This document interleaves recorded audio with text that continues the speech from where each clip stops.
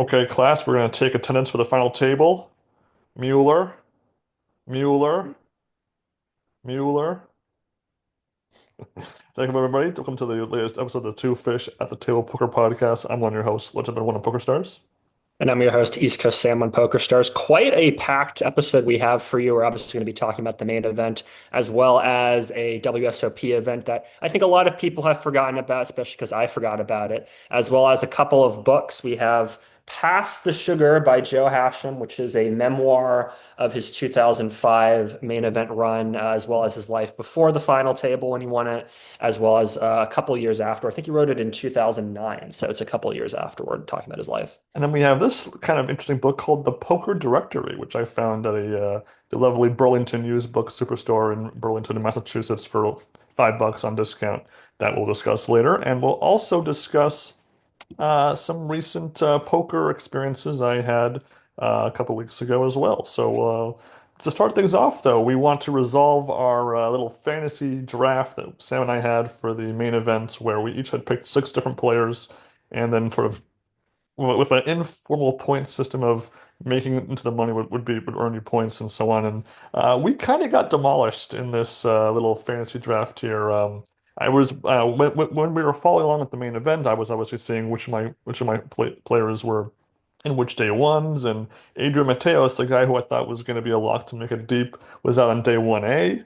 And we had the misfortune of actually watching most of the decline on the stream. So that didn't begin out very well for me. And then really, it felt like early on, more of my team was playing on the earlier day ones than Sam's was, and so I was losing players here, losing players there, and it seemed like Sam might just run away with this one at that point. Yeah, I mean, I picked my picks kind of at random. I'll just be honest. I put a little bit of thought. I mean, Santosh Savarna, I thought would do pretty well. I wish I'd picked Shiina Akamoto instead of Mike Holtz.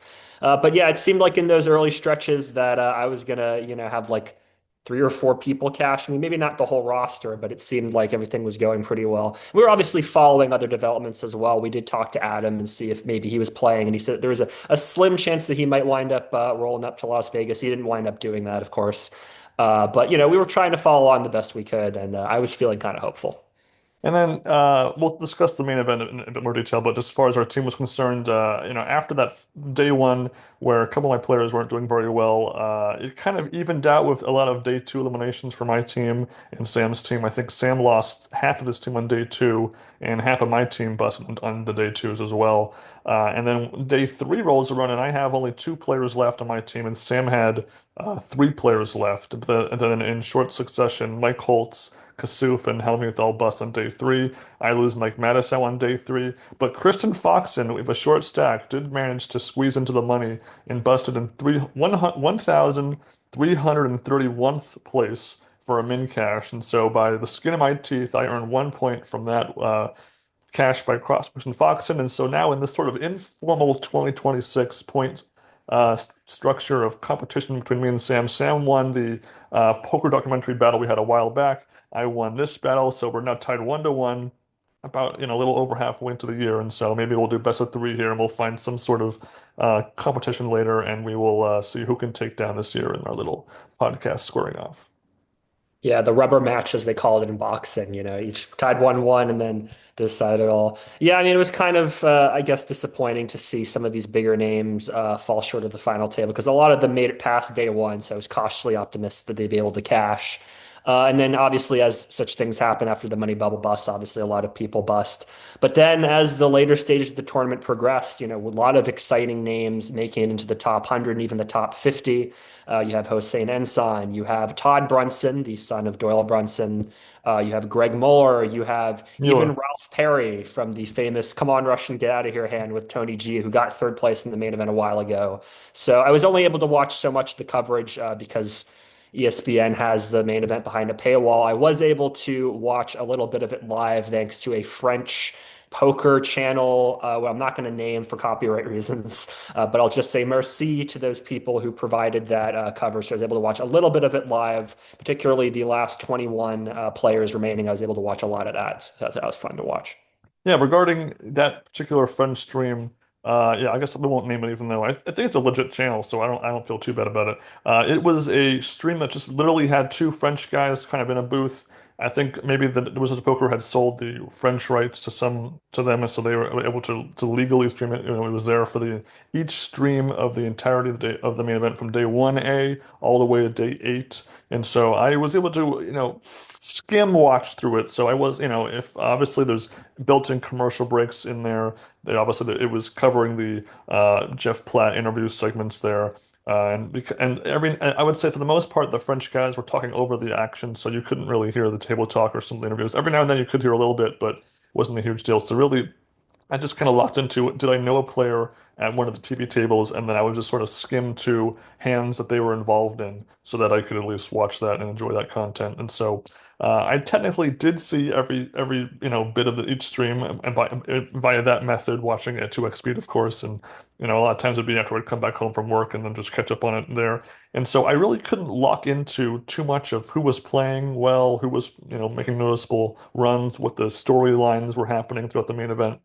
With maybe the exception of seeing Will Gibbons, because he was fairly prominent, I want to say from day 6 onward in the coverage, and he made it again to the final 21 players, so that was definitely easy to do that with him. And like you mentioned, we had a few players that I did, was interested in seeing going far off the final 3 tables on day 8. There was 21 players at that point. And San, who again I had that great interaction with in Vegas a couple years ago when Adam was playing at the Wynn, and again comparing his interaction with fans compared to Joe McKeon, so I was endeared to him. And Ansan, he just played really well. It felt almost like a rerun of 2019 where he was getting bluffed into and making good calls and getting playing his hands pre-flop well, seeing a lot of flops, making some big hands, getting paid off, and although he kind of, yeah, I think he peaked around 60 million chips at one point. He unfortunately busted, shoving ace queen of 26 million. And I thought maybe you could have folded that and maybe gotten a little bit further, been 13th, but still a very impressive run for him. And then again, Todd Brunson was just a total heartbreak of a finish. He tripled up on one hand early on day 8, and then was one river card away from being like one of the chip leaders with 20 left. And unfortunately, his opponent hits the river and he busts out. But I thought it would have been a great way to honor his deceased father, Bill Brunson, if he had made the final table and gone on to win the whole thing. I thought that it would have been the cards there. Um, I think really probably the big oh my God that this really just happened moment of the main event was the sudden introduction of shot clocks from day 7 onward. So, we've discussed shot clocks here and there, and I certainly have my own thoughts on the introduction of them so randomly on day 7, Sam. But I'll let you take the lead here and there. What do you think about that? I didn't like them. I mean, I feel like at the start of the tournament, you can introduce shot clocks, but with 21 players left playing for $10 million, just all of a sudden introduce them, that wasn't fair. To be fair, I mean, most of these people are experienced professionals, so they do know by this point that shot clocks are a thing. But yeah, I thought that that wasn't okay to just do it all of a sudden like that. Yeah, it was actually on day 7, not day 8. So I think this was around like 60-ish players left. And I believe the idea was that they all got 6 time banks to begin the day, and then they got 4 more after level 1, which kind of seems odd. It almost felt like they were trying to course correct after deciding, okay, well, let's give them a few more actually. Because again, with a 2-hour tournament, and you only have 30 seconds, I think it was like what, 20 seconds pre-flop and then 30 Mhm. seconds post-flop, which again feels kind of tight. I mean, if this was like a turbo structure where the blinds are every 30, 40 minutes, that makes a bit more sense to me. I think maybe even a minute would have been totally fine because you have, a 2-bet here, a 3-bet there, you're short, you're kind of think about things, there's a lot on your mind. I don't know. I think they could have at least you could have had a clock on place, but just give people more time than what they gave them, and then I think the number of time makes was fine, I suppose. But um, either way, I would have I think a lot of the community in the poker world was pretty split actually. I mean, I think a lot of the top pros tried to break down why it's a good thing for the amateurs at the table, but at the same time. Um, it seemed like it was too loose of a rule of the directors have the right to enforce shot clocks because I didn't really notice any particular stalling outside of one small exception throughout the entirety of the main event. So it seemed like this wasn't there to incorporate that rule. Yeah, and I've talked about this before, the John Smiths of the world, the people who see the main event on television, they go, "Oh, it's my dream to play the main event. I play poker with my buddies around the kitchen table. I'd love to go to the main event." So they go to the main event and they've seen it on television. They're familiar with it. And then all of a sudden they discover they have 30 seconds to make a decision and they're an amateur, they're a truck driver. They've never really played poker like this. I think they're not going to want to play the game. They're not going to want to continue on the next year, even if they go on a deep run. I think that that's just too stressful. And to again introduce this all of a sudden out of nowhere, I just think is very unfair to the players. And they also need to work out some of the kinks here, right? We had a hand where Jumalan was playing a hand and the dealer miscounted a bet. And Jumalan spent a period of time looking at the chips, and he said to the dealer, "Hey, you miscounted the bet." And the dealer had to count it again and be like, "Oh, yeah, it's actually a million more than it was." And so he actually had to pay a time extension because the dealer made a mistake. I mean, I feel like you need to work out things like that and make sure that he gets his time extension back. Or so he did go to the tournament officials and say, "Hey, do I get my time extension because the dealer screwed up?" But you really need to work out those little details first. It didn't seem like they had that down. Yeah, it kind of reminded me of again 2019 where we had Dario Sammartino when the dealer had miscounted the all-in by Nick Marchington. And while this is, again with those weird moments like that, does the clock get stopped? Does the clock get extended? Do you just get your time extension back? They need to work out these things because these you introduce those permutations into the gameplay when situations like that arise. And again, I want to say, having most, mathematically speaking, most of my poker has been online, like on Poker Stars, where the sins are quick. But the difference there is that all the chip counts and everything is on the screen, so there's less mental calculations you need to do because you already know all the numbers and you see, all the information at once. And obviously, live, it's a big difference. So, I definitely, play pretty quickly in general, on average, but at the same time. Not everyone's brains are wired the same way, and you could imagine there's that one person that maybe they're hard of hearing or they have poor vision. We had Alibarski a number of years ago in the main event. He has a guy telling him in the ear what the action is and what his cards are, and that takes time. And so you have to wonder if with this sort of like you can't uncross this line, so now they have. I think they need to expand the rule book to make sure that we have full coverage of the situation. Or someone who's neuroatypical or somebody who has a sensory processing issue or has an anxiety issue. I just feel like a 30-second shot clock and then 20 seconds before the flop is just far too short. At least a minute, in my opinion. I think 2 minutes, I think, is a little bit better, but they really should be more accommodating of people who I think are neuroatypical and have sensory processing issues. And also, if someone's tanking on a page jump or something like that, then just get the directors involved and have that player be targeted for a ruling. Like we had Kasuf last year with the shot clock every decision. Just maybe enforce that more often. I mean, there was one player that was infamous for the table let him stall for 15 minutes for a page jump, and the whole table. I almost feel like the dealer should be have the authority to be like, it's been now 10 minutes, something. No matter what the table agrees to, the dealer should kind of maybe uh, be like the referee for this at some point and stop that from developing for much longer because I don't know. I mean, again, it's with when you're making a deep run in the main event, you're trying to like, obviously maximize your money, but at the same time, uh, is it really a big deal if the table is at a 40K pay jump and then we're gonna damage the integrity of the game for a 5K pay jump? Like, really? I don't know. That kind of bothers me there. Other than that, I don't think there was really too much in the way of controversy or big stories, with maybe the one exception of one of the, and again, another very impressive title defense by a main event champion. So Michael Misraki, the grinder, made it to day 5 and had a very fun run. He was at the TV table for, I want to say, like day 3 onward, pretty much. And he was up and down the chip counts, but before bowing out, I think like 279th or something like that. So again, pretty impressive. And we also had Greg Raymer, our boy, who we had a great interview with a number of years ago at this point, make it very far. I think he was like maybe like 240th or something like that in the same similar spot to Grinder. And again, it's just kind of cool to see some of our favorite main event champions go very far like that. Yeah, and even though only the you say really big name that made the final table was Greg Muller, I mean, this is still a pretty stacked final table, all things considered. Michael Gagliano has won 4 bracelets. Han Fang has won, I think, 2 WSOP circuit rings. All these guys have results. I mean, they all have at least six figures in tournament earnings. Even Jumalan, who's 22 years old, has like $200,000 in tournament earnings. So I think this could be an exciting final table if we, especially if the short stacks manage to double up and hang in there for a little bit. So, this could be fun. Unfortunately, it starts at 9, which I don't like staying up late. And they said on the broadcast it's only from like 9 to 12. I'm sure they're going to extend it if it goes on beyond that, but I hope that they don't just stop the coverage at midnight or something. I'm assuming they're going to play down to like 7 or 6 handed on the first night and then down to 3 or 4 handed on the second night, and then obviously play out the rest. So that'll be, a couple weeks from now. I hope these guys are practicing and getting their sponsorships. I mean, the November 9, right? Like it gives you several months to prepare. You can get coaching. It can be a little bit more in depth. I mean, how exactly do you take advantage of just 2 weeks? I'm not really sure, but good luck to these guys anyway. Yeah, looking at the chip counts, it's really, besides our far away chip leader Lucas Jumalan, everybody else is, not so crazy. I mean, I guess Hamoud is got a decent lead in second place, but everybody else is pretty clustered together where one double up pretty much gets you in the top three with the blinds. I think they're going to be like 1 million and 1.5 million with the 1.5 million big blind ante. And so Evagoro has probably by my calculations has like 15 big blinds, and Mhm. then up there, a few more going forward.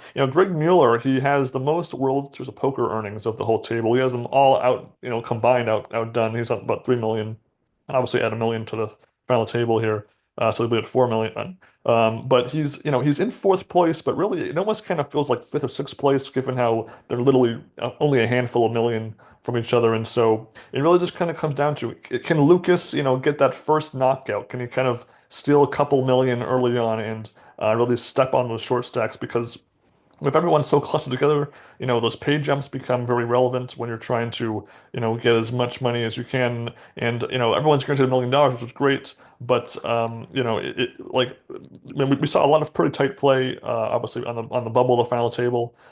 So we'll see if maybe people are just going to kind of go for broke here because, if you get one double up, you're pretty much in second place at the final table. Yeah, I mean, I'm looking at the seat counts here, and it seems Lucas is in the ninth seat. So he's going to be acting right after Evagoras, who again has 15 bigs, who's in seat 8. So there's definitely a scenario where Evagoras shoves, in the small blind, and Lucas calls it off, and Evagoras is out. But if he does manage to double up, then he's up to 30 bigs, and Lucas would be still, pretty comfortable. But again, I think if Hong Feng, who again seems to be a pretty established player, manages to double up and stay in the running, then I think that there could be potential for something here. But on the other hand, it could just be, Lucas going on a sun run. I mean, I saw his hand against Givens shoving with like 40 bigs with ace 10, and Lucas Givens calls with ace queen, and the flop comes two tens. I mean, it's just kind of sick. And then the hand with Trainer, where Lucas had jacks, Trainer had queens. Lucas manages to get a full house, and Trainer calls off a lot of his chips on the river. So, it might be the poker gods are with Lucas here. He would be the second youngest main event champion of all time. Seems like a pretty nice guy. I've seen, saw interviews with him, saw interviews with his dad. Seems like they have a really good relationship. So that's kind of what my heart is telling me, that Lucas will just kind of get all the chips and be able to sort of blast away. But my head is also saying that Michael Gagliano, 4-time bracelet winner, Greg Muller, 3-time bracelet winner, and Hong Feng, this 2-time ring winner, might be able to maneuver up if they can take advantage of their positions and get some chips going. So, I'm not quite sure how exactly it's all going to fall. Both my head and my heart are telling me that Greg Muller is going to go out in seventh, but we'll see. Yeah, it feels like again, like from like third to seventh, they really, they're very close together. And if he can win that first hand of the final table that he enters, then I think it's a good omen. But if he loses that first pot, if he loses, 5, 6, 7 million, I'm worried he's going to be out very early. And again, with Mueller, we don't know him that much. And in the old main event coverage, he had popped in there here and there. He was at the TV table in 2017 for like day 5 with Snuffer and Charlie Carroll briefly, but I don't know him too well. And he was also used for pro analysis, I want to say, in 2011 for the main event a couple of times, I think. So again, he's just the only guy I know, even the slightest. So I guess I have to root for him for that reason. So if he finishes seventh, it's like the seventh place curse exists again. But the rest of the table here, besides Jumalan's kind of late surge into the chip lead, even from watching the main event streams how I did, I really didn't, latch on to any of their play or like, acknowledge them and watching. And obviously watching in French makes it pretty hard to do. So that's a little bit unfortunate. So I really just kind of have to take their play at face value for the final table onward rather than using what I know about them from beforehand. So obviously, I guess it'd be kind of fun if the chip leader kind of doesn't just take it down, you know, we see a little bit of it because he's got such a big chip lead that really, if he's gonna get first place, he's gonna be disappointed, you know, from his effort. I feel like, you know, if it was one thing when like Matt Sue in 2022 was like barely the chip leader and was out ninth. You know, that's obviously horrible, but it wasn't this like huge chip lead like a Jamie Gold had or Joe McKeon had. I still think he'll definitely make make it to the second or third day of the final table for sure. But it'd be kind of cool if we see some chip uprising and downswinging just to keep things from being too monotonous, especially after how last year was so much fun of Grinder in that role there. Other than that, obviously, I'll just sort of hopefully be able to watch it on TV like I would in years ago and enjoy the show. Hopefully the ad breaks aren't too oppressive. I always wonder about that when you're going from, watching on stream and you only have maybe a little bit of a break here and there, and then you have just every, how many minutes is an ad break on TV? We'll see. Yeah, I mean, I think. Just as long as they have the ad breaks be reasonable. I mean, it really felt to me like sometimes watching this final table that every 10 minutes there'd be an ad break. And I do remember sometimes with the heads up and three-handed action that went really, really late. They kind of staggered the ad breaks a bit better. Of course, it was always fun watching the Johnson Miles heads up, waking up the next day, they were still going. That was kind of fun. That would be, any sort of I don't care exactly who wins or who loses. I just want to see some fun action. And again, I think given how talented and experienced these guys are, there is that potential if the short stacks manage to hang in there for a little bit. Again, I don't have any particular horses. Greg Muller again seems fine. All these guys seem fine, but I just hope that they, and provide good commentary too, and give some insight into these guys' personalities. Go to their rails and do some interviews. Jeff Blatt's good at that stuff. So just as long as they make it fun and next year make it free and make it available for everyone to watch, I'll be happy. Yeah, I want to say Negreanu kind of alluded to in one of his vlogs how this was just an inevitable thing of it being done in this way, and that next year it'll be better for the main event. So hopefully we'll do that. I mean, it's a shame because I thought that the coverage last year was just really good, and I thought we were trending in a really good direction. So the momentum's just kind of lost for me when this year is only on ESPN Plus for the coverage. And to my surprise, once they had concluded the main event stuff for the final table, they didn't go back to covering the last few events how they had covered the pre-main event events, which I thought was just kind of odd. You have all this stuff already there, you might as well use it. But it was admitted that we missed a chance to watch Helmuth play heads up for a bracelet. He, on his birthday, no less, was heads up for his 18th bracelet, and unfortunately bowed out in second place. But that could have been really fun to have watched that live had they reversed course on the streaming. Yeah, and just I guess one more thing about the final table here is just the payout structure that it's $250,000 for each jump until you get to fifth place, at which point it's 500,000. I do feel like that's a bit flat, honestly. I mean, I understand you want all nine finalists to be millionaires, but I just feel like a $250,000 pay jump is just a little bit too shallow when first place is $10 million. So maybe they should restructure it. Maybe you don't have to have first place necessarily be 10 million. If there's a fewer number of participants, then you can adjust the pay jumps to make it a bit more interesting to watch. Because I don't know how much of a role ICM's really going to play in all this, but we'll see. I don't have a problem with a quarter million page jump, but the problem is that I think each page jump should be bigger than the last one. So maybe have Yeah. 200K, then 300, 250K, then 300K, etc. Because I mean, this main event was actually a touch smaller than the last couple of years. Now, I was a little surprised by that. I thought that maybe we were going to continue to trend back up after last year was kind of cool, but I guess maybe just the economics of things or there being so many smaller buying events sort of dissuades the amateur players from playing because they can play in, 10 other smaller events rather than playing in one event here. So I'm always curious about that. So, and it makes me wonder, will 2027 be even smaller than that? It'd be interesting to see how that numbers trend. Yeah, I mean, I'm just looking here. I'm comparing the final table payouts from 2025 to what's going to be scheduled for this year. And yeah, I mean, it's different. I mean, sixth place paid 1.9 million. Sixth place this time around pays 1.75 million. So you can kind of tell again just from the reduced number of people, there's a little bit less money. First and second place are the same. And again, these guys are still making $1 million. I mean, maybe it's a bit weird for us to be saying, oh, they're making $1 million still at the end of the day. I don't think they really care. But yeah, just food for thought for next year, I guess. I will say the best name of any player at the final table has to be Mario Booz. just because I'm a gamer and the blue monsters in Mario, which are you can't kill. Like there's no way to kill them in the Mario games ever. They're like immortal because they're ghosts. They always freak me out whenever I'm playing the 2D Mario games. So I guess I'll root for him number two after below Mueller on my little wish list for the final table, just for that reason. Yeah, I mean, I guess I'll root for Miller number one. I mean, I guess Drew Milan number two. I mean, even if he's the chip leader, he does seem like a nice guy. And I guess, the provisional in me, I'll root for the Americans over the rest of the field. Though I guess Evagoras, is he the first Cyprus final tableist? I think so. And I'm not sure if Laurie saw, he's not the first Finnish final tableist. There have been other Finnish final tableists, I think. But, I'm not sure off the top of my head, but yeah. And also, yeah, he's a short stack in Vigoris, so I'll work for him to yeah, at least make it to day two of the final table, just because it'd be kind of cool if he could pull it off. yeah, that would be fun. All right, and then I guess before we discuss anything else, I think in case anyone ever criticizes Samurai for being not real poker players, for not playing for money, I was on vacation a couple weeks ago, and I decided I was going to play some poker just once because, I'm on vacation and it's, whatever. So I went up to Nashua, played a little cash game. I won $300 in about an hour and a half.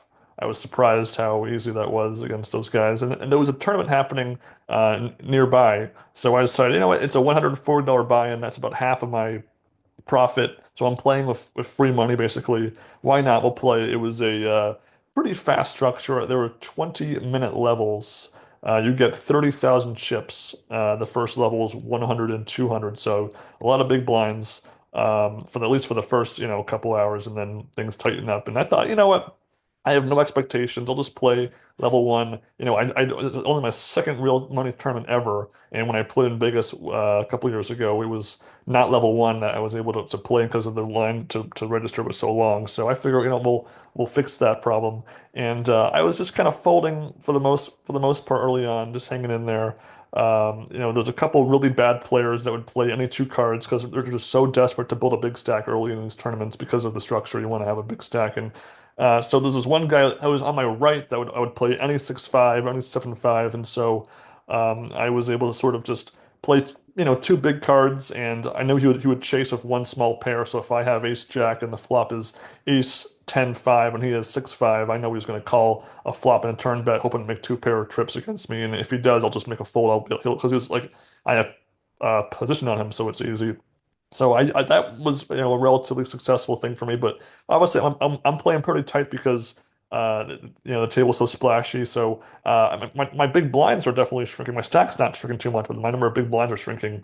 So the registration closes, and there was a total of 94 players for this tournament, which pays out 11 players. I think a min cash was $200. So honestly, I'd be happy with that if that was what I ended up getting.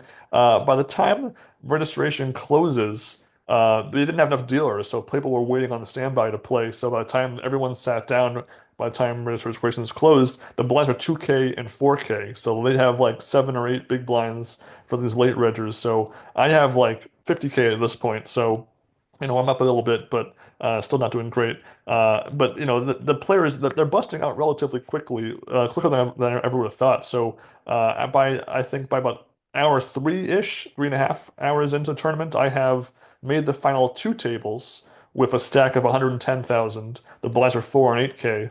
When all of a sudden the fire alarm goes off, so we all have to evacuate the building and wait half an hour in the relatively warm night weather outside until everything is cleared out and we sit back down. And then up until this point, I had been all in twice and won two basic flips.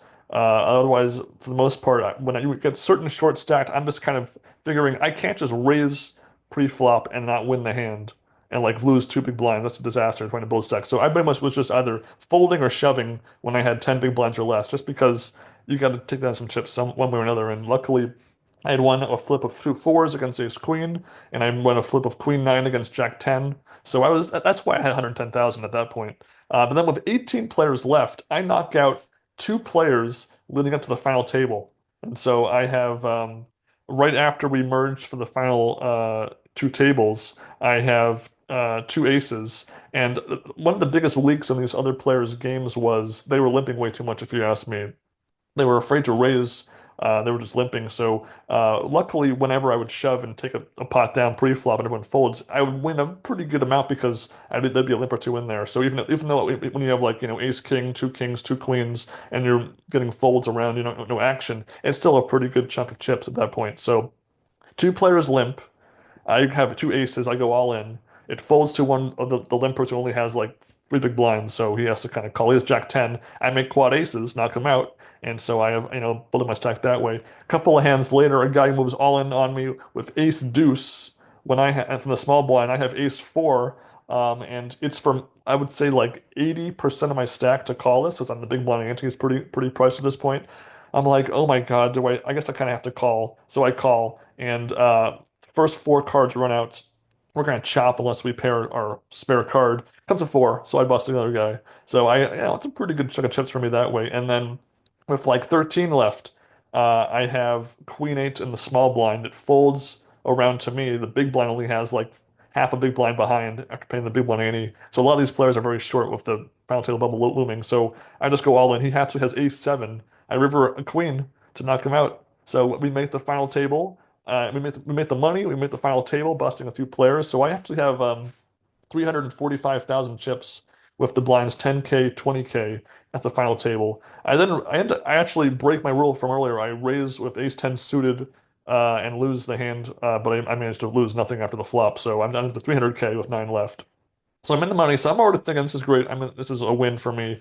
Um, then players are busting here and there a little bit. Now we're seven-handed. I'm kind of in the middle of the pack at this point. There was two really big chipplers on my table that I just didn't really play any hands with. One guy loses a pot on my right. He's so tilted. He's like, oh my God. So he had called a pre-flop raise from the big blind with like 9-6 off and missed a flop and was pissed he had to fold when he missed a flop, which is like, dude, just fold then if you're not gonna, it's 9-6. He goes all in blind from the small blind, but pre cards being dealt out. And of course I'm big blind, so I'm like, oh my God. And so it actually ends up folding around to him, so it was all in pre-flop stands.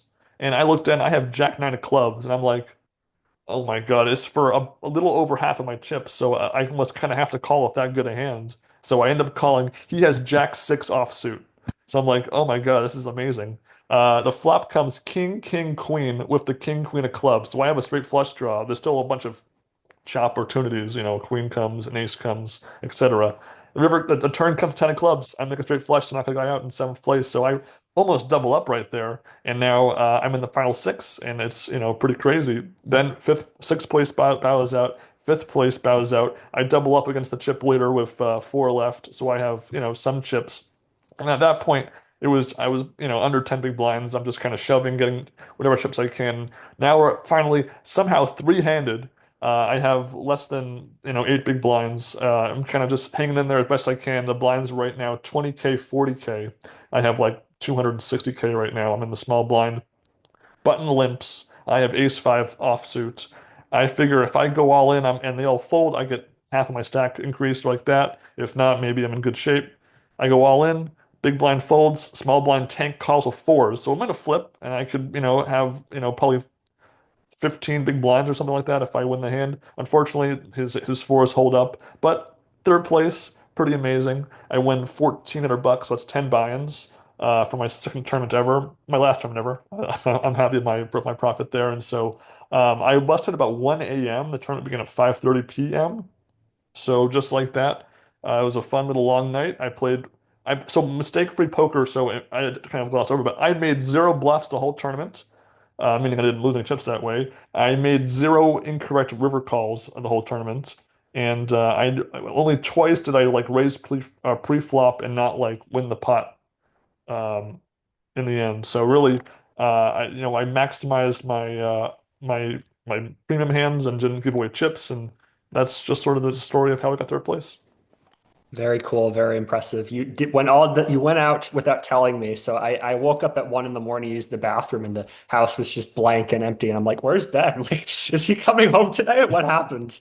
And then he told me the story the next day. So congratulations, another bronze medal for you. I know that's the only thing is it would be kind of cool. But again, if I fold the ace five there, I had like a quarter of second place's chips, so I really just had to pick a spot and go for it. and it was a lot of fun. I think some of the players definitely respected that when I was raising. I got a lot of folds when I shoved pre-flop, and luckily I didn't have to bluff, and I ran. I was like 6 for 6 for my first 6 all-ins, and then I lost the last one. But it was just kind of cool to run good, play good, and not have to sweat the bubble. I was the executioner during near the bubble time, so it's kind of cool. Very cool. Very cool. Anyway, so back to other poker talk here. So what I wanted to mix in some poker episodic coverage into our episode this time around. So and I'd forgotten that we had this thing called the Caesar's Cup, which is kind of this like almost like it reminded me if you combine the tag team event or the tag team like poker series from GSM that we reviewed a while back and just hated. If you combine that with like World of Ninja Warrior, where you have like countries representing themselves and competing versus each other.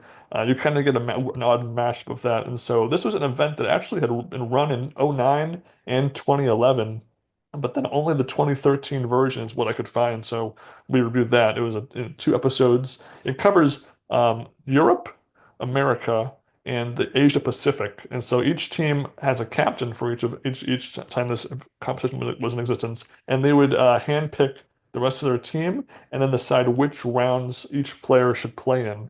And I guess Europe won the one in '09, America won in 2011, and then obviously we're reviewing 2013. But I guess because there's only 3 teams, the defending champs get a first round bye, and so they just play the winner of round one, which is kind of odd when you only have 3 teams. But I guess they could have had maybe like each continent. But then at the same time, this definitely feels like it was meant to represent each branch of the world. There's a poker brand.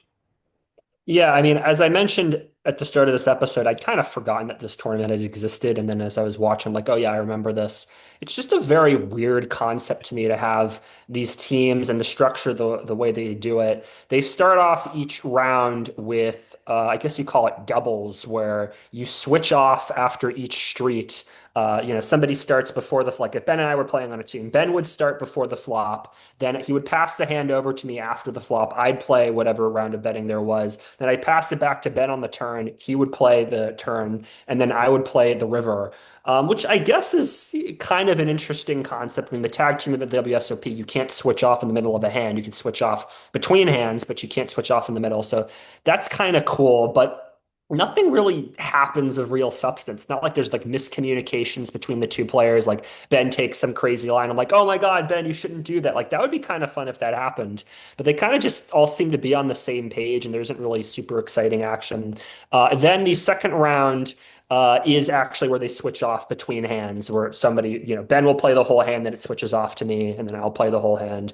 And then for the rubber match, it's the fifth member of the team playing heads up against the other team, and then it's just sort of traditional heads up.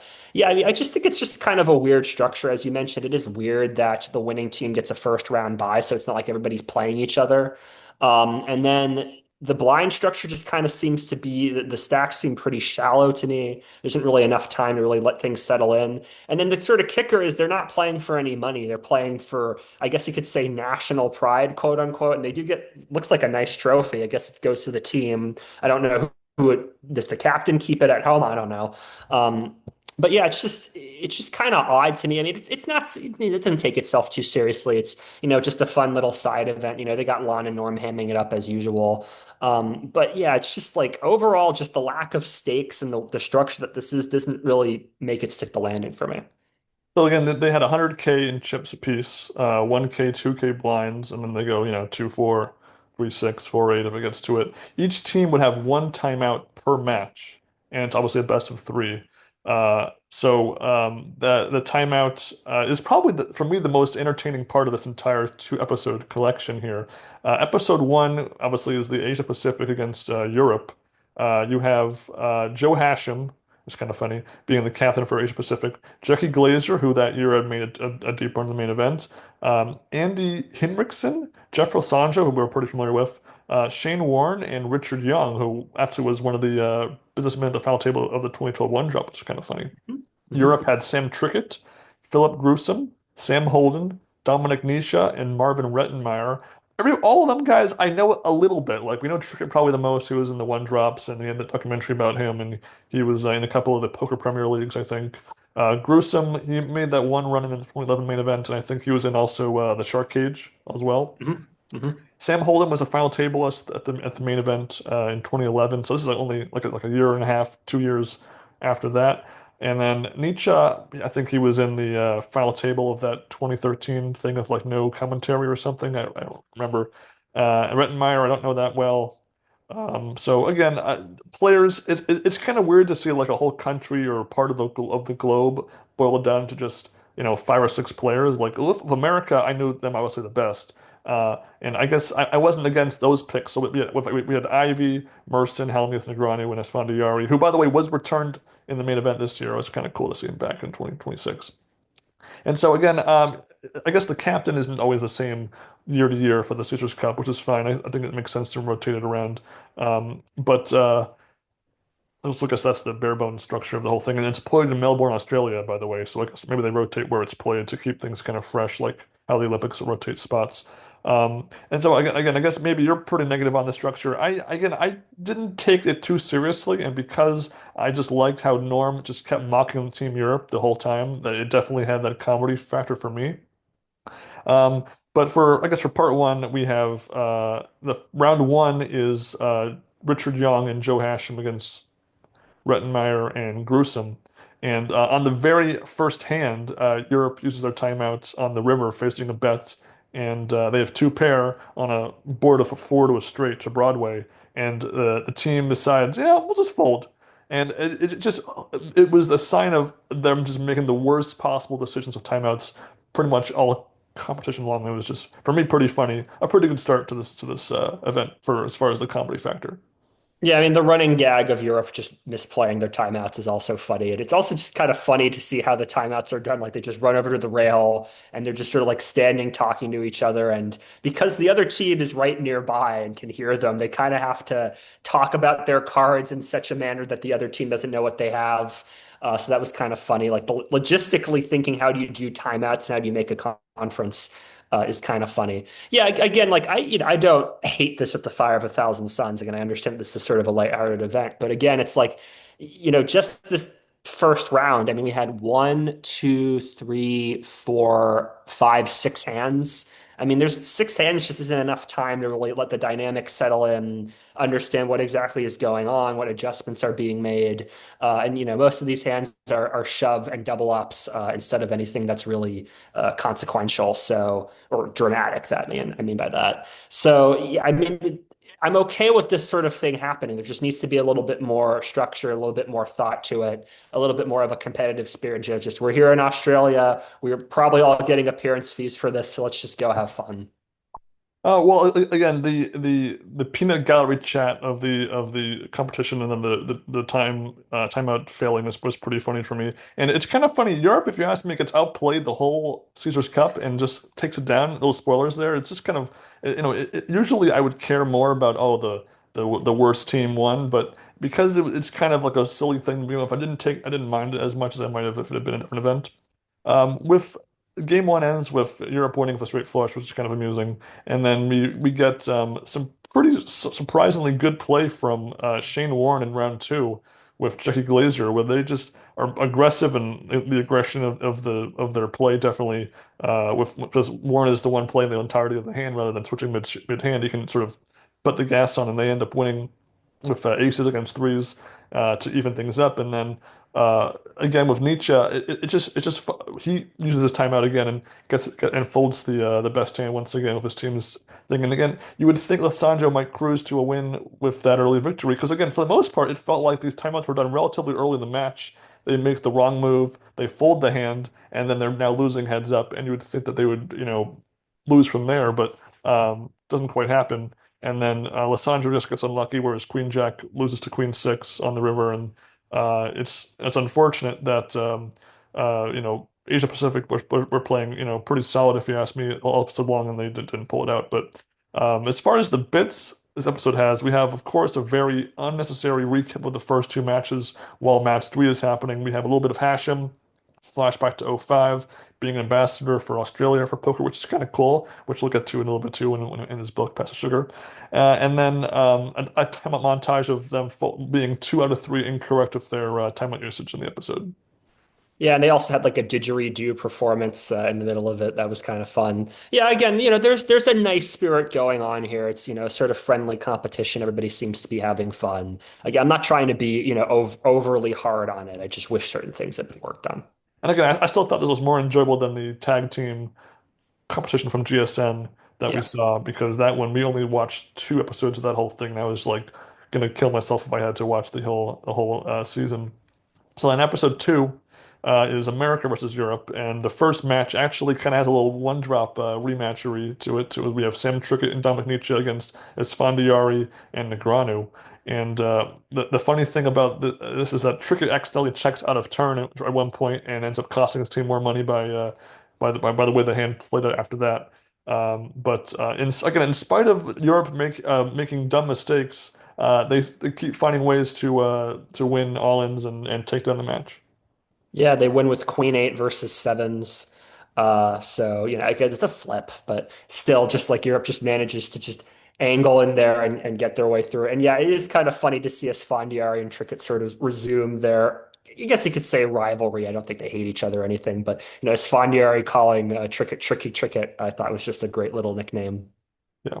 And then round 2 is Rettenmeier against Gruesome, playing against the two Phils, Ivy and Helmuth. And again, this time when Europe uses the timeout, it's to make an incorrect call rather than an incorrect fold.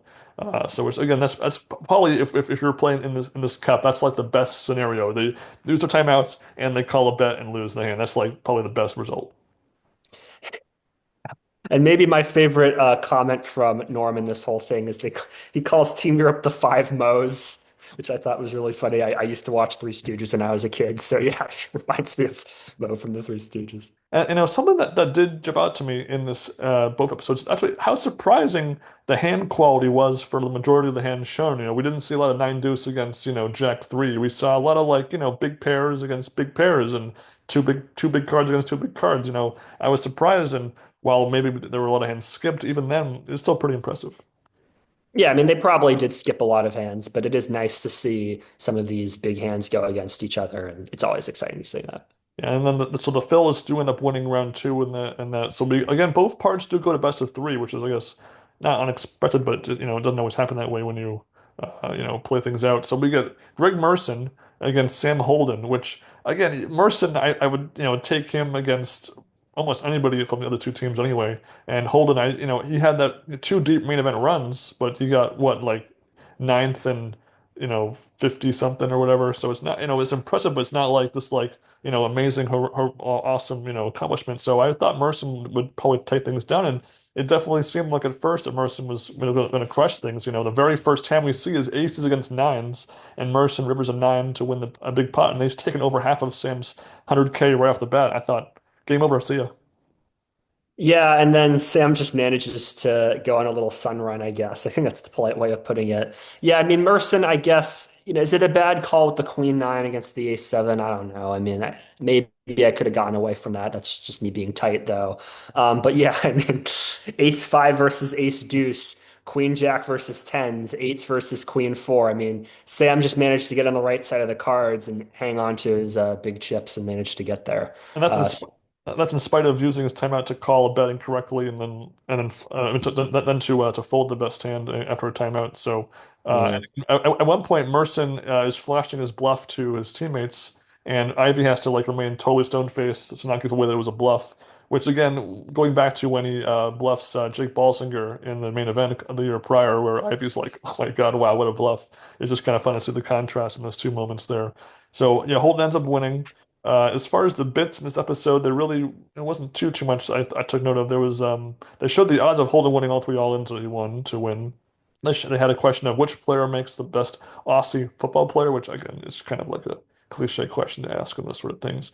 Again, we have a recap of part one. Helmuth discusses representing America in every cup, which he's Helmuth. I'm not surprised they had him be one of the guys in each year. And then we had just little flashbacks of 2011 and 2012 of Holden and Merson in the main event. So I guess you kind of have to include stuff like that to remind the viewers of their, I guess, their past accomplishments. But it's just kind of, pretty cliche ho-hum, side segments there. Yeah, it is just nice to hear Helmuth has a very modest appreciation of his talents, saying that he can only compete in all the Caesars Cups if he's doing really well. Very modest sense of self. Yeah, the Aussie rules football, like I don't even know how that works. So that segment just kind of landed flat for me because it's like, what is it like American football? Is it like do you kick the ball in a certain? I don't know. Yeah.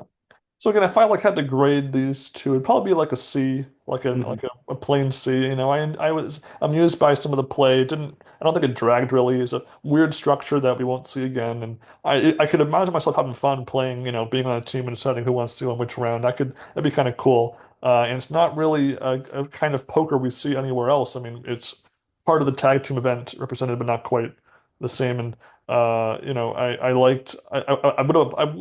Maybe would have been interested in watching the first 2 years of the event had it been on TV, but I don't think it was, so I haven't looked for it. Or, if they're going to do this event again, like actually have it be North America, South America, Europe, Asia, Africa, Australia, like have 6 teams for continents, do different things. That would be kind of fun. But, Yeah, maybe because if you had 6 teams, you could have like two first-round buys, and then that way the defending champ doesn't have this like super amazing advantage. They still got to play 2 rounds of poker against other continents. That could be probably that's probably you probably have it right there. I think that'd be the way to do it. mhm. And then moving on here, we have two more books in our little poker book club segment we have here. We have Pass the Sugar and the Poker Directory. I think, well, why don't we cover Pass the Sugar first because that's, we just discussed Joe Hashem here. And so Sam was kind enough to give this to me for my birthday this year. And again, as a book, actually, I found it drew a lot of comparisons to Jerry Yang's book, All In, where it's kind of a two-pronged narrative intercutting his run in his main event win, along with chapters covering his family history, his childhood, teenhood, adulthood, etc. Whereas with Joe Hashem, he adds maybe one more element where he kind of covers the first couple of years after '05, his main event win. Actually it's a bigger chunk of the book than you might expect. I feel like the main event portion kind of resolved itself maybe like halfway in, and then you have a good amount of the '06, '07, '08, '09 years covered afterwards. Yeah, so this book came out in 2009. I'm just looking at the copyright date here. So it's 4 years after he won the main. And as you mentioned, it's sort of two parts of this book. The first part being his 2005 run, intercut with his life, starting out in Lebanon, then moving to Australia with his family. And then this, yeah, I'd say like maybe like the back third of the book, the Yeah. last 33% of the pages, would have to be his sort of 4 years afterward. He talks a lot about 2006 playing in the WSOP, trying to get validation, trying to get some sense that it wasn't a fluke, coming close to winning a bracelet, not winning another WSOP bracelet, but winning other tournaments and sort of validating himself. I mean, the first part of the book, I guess, the real beginning of the book is that first it starts with a foreword, then Well, a an preface, introduction, a preface, then a then a forward. preface, Yeah. and a glossary. So it's just kind of weird that like it's 20 pages in before the book actually starts with Joe's writing. I mean, I just thought that was sort of a weird decision. I've never really seen a book like that. I mean, pretty much every single poker book has a glossary, but it's usually in the back. Like in your Yeah. book, it's in the back. So I thought that was just kind of weird that was how it began. And then, yeah, I mean, I don't mind the structure of, okay, we're going to start with, here's my '05 run, and then we're going to intercut it with other things. And as with the Jerry Yang book, I thought the stuff that didn't talk about the WSOP was more interesting than the stuff that did talk about the WSOP because there's some really powerful stuff in here talking about growing up in Lebanon, being close to these family members, having to move, having to start as an immigrant in a new country and work hard at a very young age, work jobs at a very young age, and then having to transition different careers. He starts out as a chiropractor, injures his hands, so he can no longer be a chiropractor. So then he starts being like a mortgage broker, and then eventually he goes into poker, slowly sort of acquiring results. I mean, people shouldn't think that Joe Hashem just rolled into the main event was an amateur. Like he had some results in Australia. He didn't win anything, but he had some results. And I do like him laying all of that out. And the stuff about the WSOP I liked the best is the stuff that took away was away from the table. Him interacting with his friends, him hanging out on days where he wasn't playing. Because his stuff where he talks about being at the table really is just kind of recapping what happened. Doesn't really provide a whole lot of insight in terms of where his headspace was at. He didn't even really talk about any hands that weren't on the broadcast, which I thought was kind of disappointing. Would have liked to have heard a little bit more about things that were off the broadcast. I mean, on day one, he talks a little bit about some big hands he got involved in, a lucky river he hits that kind of keeps him alive. But I was a little bit let down by that, honestly.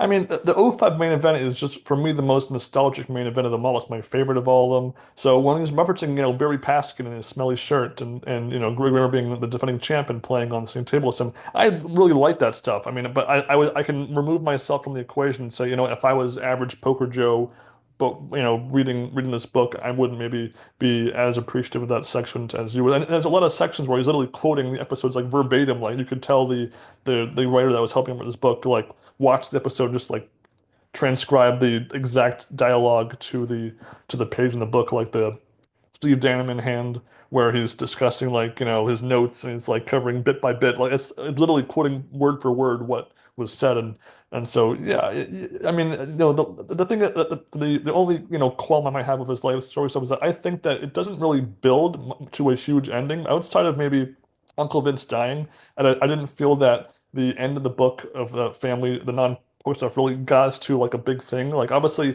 a lot of these family events happened after we won the main event, so you can't just have that lead up to the main event championship in the last chapter of the book. But it didn't feel like we were building to like this big, personal revelation of like I have it all, I have the championship, I have my family.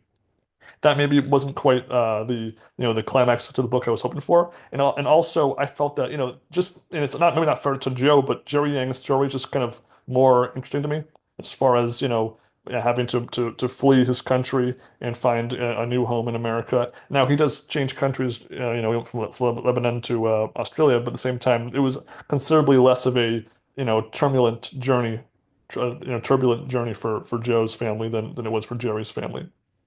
But again, I still enjoyed both halves of the book, and I do like that.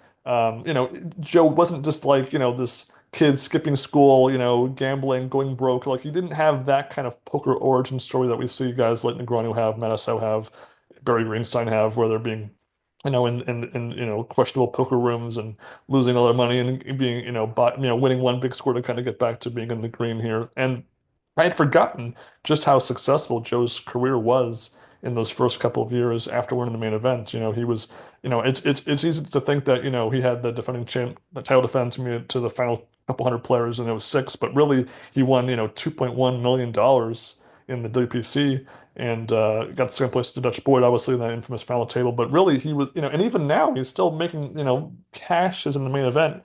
I would say once every 2 years, I want to say at least. So, he really does have poker chops, and I'd almost kind of forgotten about that after all these years. Yeah, I mean, he's by no means a one day flyer. I mean, looking at his Hendon Mob, he has 13 million in total live earnings, with the main event being 7.5 million of that. So he's got a lot of cashes and results. He has 127 cashes listed on Hendon Mob. So, he's got skills.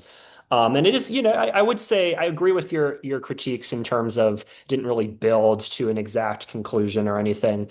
I guess you could say like maybe it sort of builds in terms of him setting up his poker career. That he starts out as a chiropractor and then he can no longer use his hands properly, so he transitioned to poker. And it is kind of nice to see that, he didn't become some ego monster. He, stayed married to his wife afterward. He stayed attentive to his kids. So that was kind of heartwarming to see. I also just kind of thought the writing in general wasn't as polished as the Jerry Yang book. I thought the Jerry Yang book had a little bit more visual details and sensory details. I even noticed some typos in this book. Like there were some sentences that didn't have periods at the end of them, which is, as a copywriter, that's a pretty big red flag for me. Just, like a little bit, you could have used some more flavor and some color in there, I think. But I think for me, even though as much as I enjoyed seeing the day-by-day breakdown of the main event, I actually loved hearing about being a poker ambassador, all the Mhm. opportunities that opened up to him, because we really didn't get that too much from everybody else in their books. He talks about getting all these sponsorship offers before the final table even happens, uh, going to Ken and seeing the cast of Ocean's 13 and playing poker with them and having, Matt Damon and other actors with him. That was probably for me like the coolest moment of the whole book. And then going on 60 Minutes Australia, Poker After Dark. There's a lot of cool things talking to Raymer about how to handle fame and moving on with your career. That was some really cool stuff that it probably is not as pertinent now with the different economy of poker of all the sponsorship deals, but still that was really cool to hear about that. Yeah, I really liked the Raymer bit that he went to Greg Raymer to say, "Hey, how can I be the best ambassador for the game? Not how can I make the most money off of this? Like, how can I best promote the game?" And to just think like all these people are trying to side him up with different things, trying to be his agent. I also like the story that when there were three tables left, some kid comes up to him and is like, "Hey, can I get your autograph?" And so he signs the autograph. And then later, after he wins, that kid comes up to him and is like, "I'm the first person to get Joe Hashem's autograph." I thought that was kind of a cool story. Like he does seem to be somebody who handled his fame fairly well, even though, his temper may flare a little bit from time to time. But overall, he seems like a good guy. Yeah, I mean, I kind of liked how he touched upon the origin story of his wife meeting having knowing his wife and how she was a few years younger than him and everyone and that was kind of a cute little bit there. And I did it was kind of funny to hear short deck poker be referred to as Manila poker. It's something Hmm. I'd never heard of that name to describe a game before, and it's kind of funny.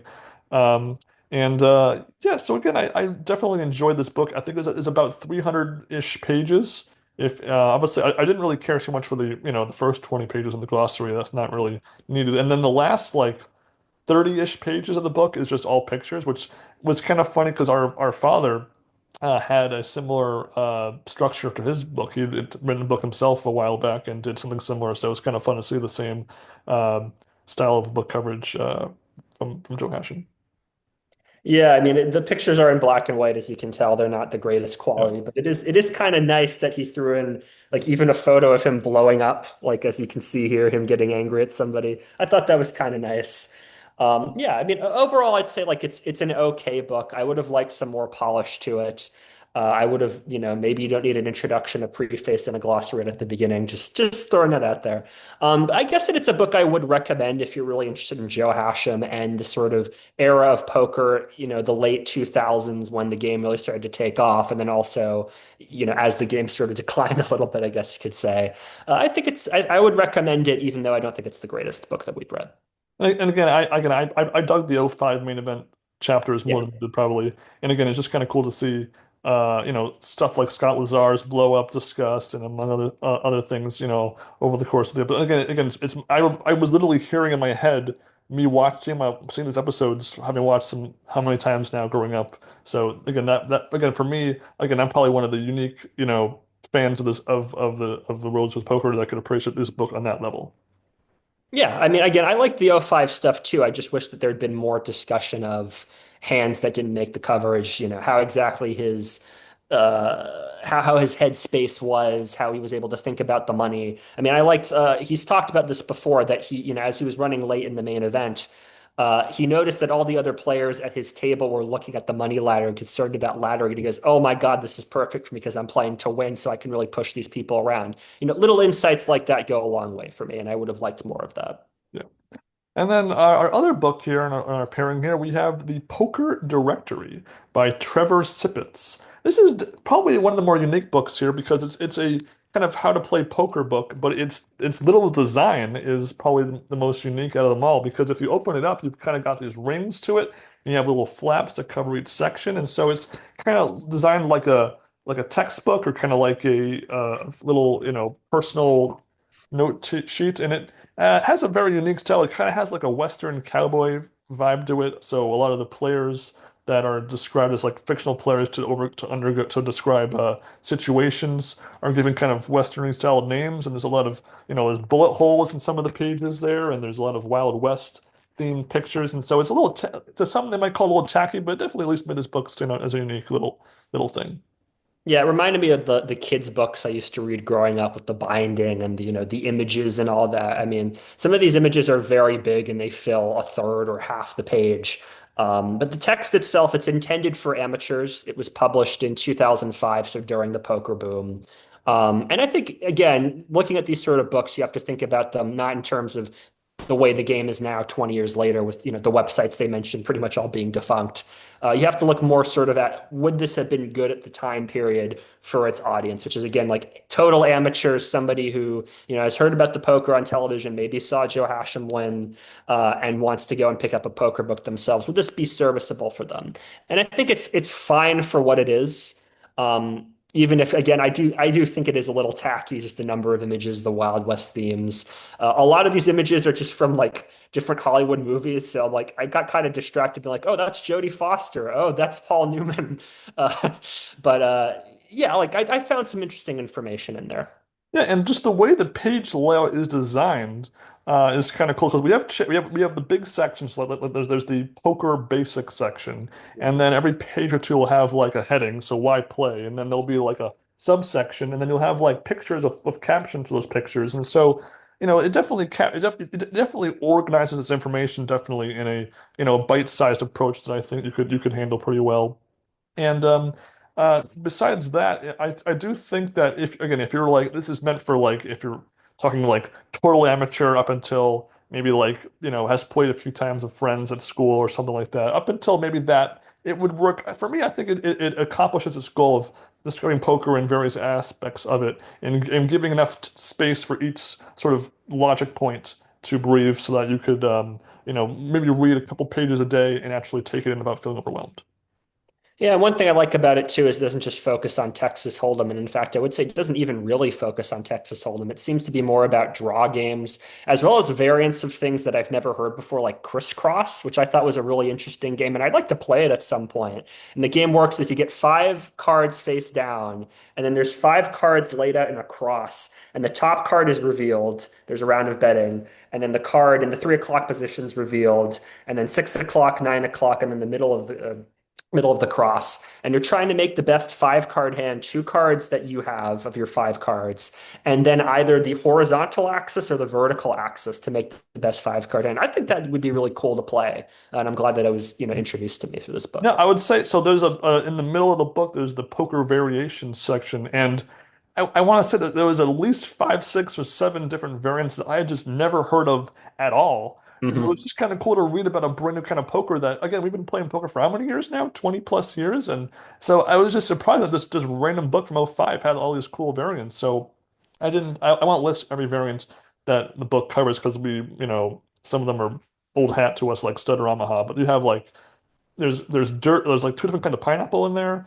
You've got English 7 card stud, Mexican stud, Chicago, Midnight Baseball, where you have like wild card cards in the deck, and so shotgun poker. I mean, it's just kind of cool to see all these things. And when we were kids, we had this little book that had different card games in it, hearts, I doubt it, spit, etc. And this kind of just reminded me of that in a good way, where it's just like, we could, Sam and I'm more than happy in the summer, Sam, we sit down, we try each variant just for fun, it'd be kind of cool. Yeah, that would be fun. I'd like to do that.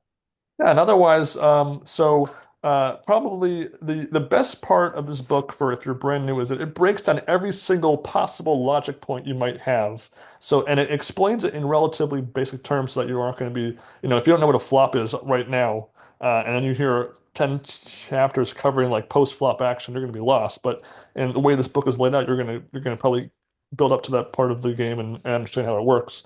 Otherwise, it does cover, kind of like Barry Greenstein's book, where it covered like every component of the game, like the chairs, where you're playing, who you're playing with, why you're playing, all the like a glossary of like every possible element of a poker game is covered.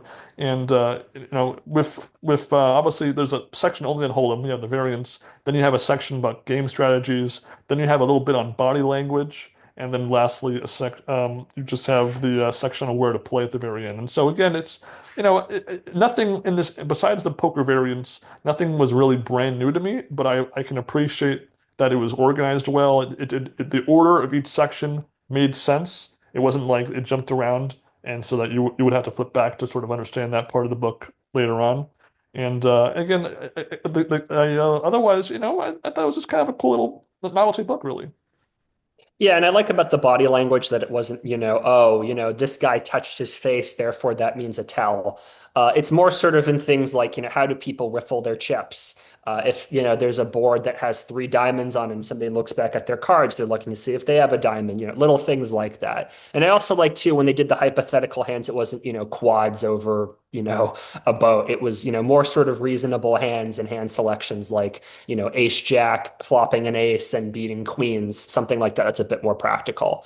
Yeah, I mean, again, for a total like rank amateur, and also for somebody who maybe doesn't have the highest reading level in the world, like a high school student or a middle school student or something, like this is I think a decent book to read.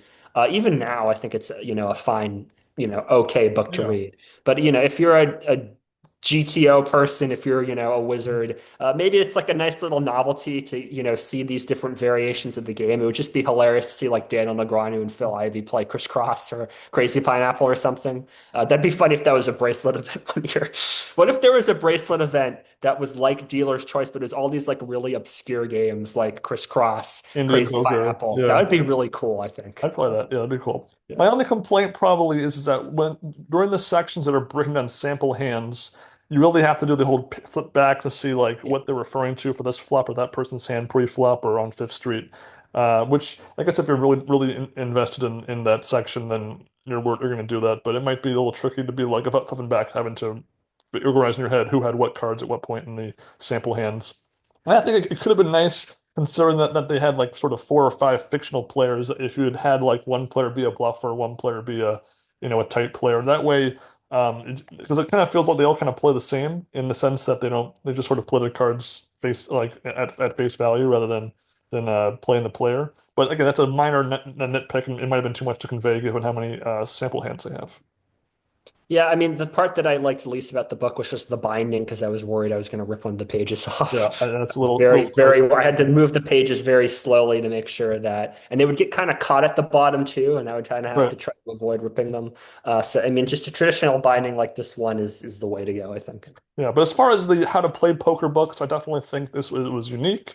It was Mhm. decent. I would say maybe a bit above average, more than the WPT books. Yeah. So that's it.